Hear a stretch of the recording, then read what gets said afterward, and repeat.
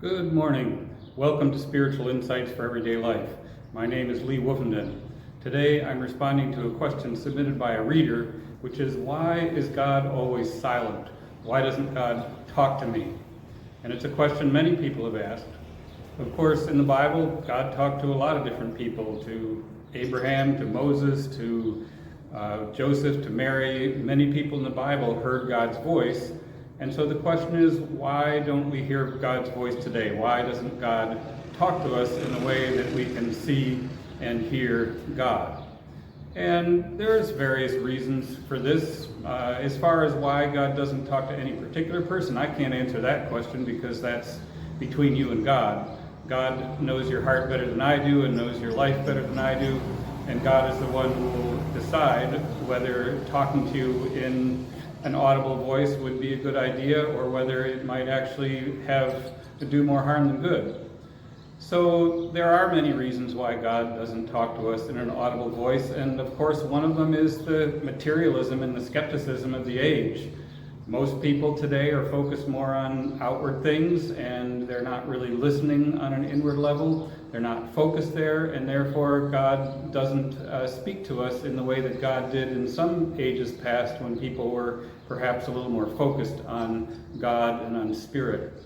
Another is the very doubt and lack of faith that leads us to ask questions such as, why doesn't God talk to me? The very fact that we're in doubt and we're wondering, if God doesn't talk to me, does God really exist? Is God even there? That in itself creates sort of a cloud around us that blocks the rays of the sun, in a sense. It's not that God can't talk to us, it's that our own sense of doubt and lack of faith tends to block God from being able to communicate with us. And I talk about this a little bit more in the blog post that I'll link in the description here. So there's various reasons God doesn't talk to us, but the other side of it is perhaps God is talking to us, but we're just not listening where God is talking to us. Because God has given us many places to receive God's messages and God's words, and of course the primary one is the book that we call the Word of God. This is literally where God speaks to us, where we can read God's words, even down to reading Jesus' own words, and Jesus, of course, is God with us. So when we read the Bible, God is speaking to us if that's what we're going to the Bible to receive. If we're going to the Bible to receive guidance and help and comfort for our life, then God does speak to us, not usually in an audible voice, but in words that come into our heart and into our soul, and that can give us inspiration and revelation about our own spiritual condition.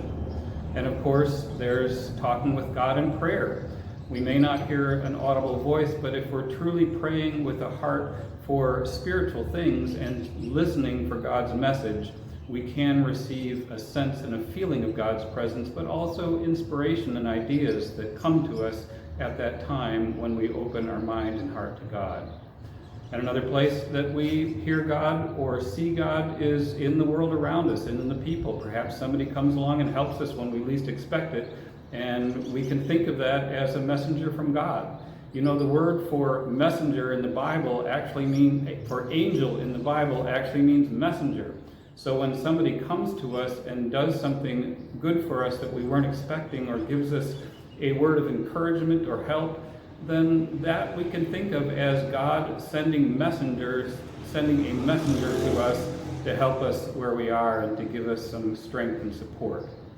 We can also see God in the world of nature, as many people experience it, where things tend to be a little more peaceful. They're not always peaceful, but God is a complex being, and nature is complex also, and sometimes we receive messages there. And then just looking around us, seeing people doing their daily work, sometimes kind of a thankless task, and yet they keep at it and do it because they want to care for and serve their neighbor. And we see God working within people that way. So there are really many ways that God speaks to us. If we require God to speak to us in a particular way, if you don't talk to me, God, in an audible voice that I can hear in my head, then I'm not going to believe in you. That's probably the very reason that God isn't going to talk to you that way.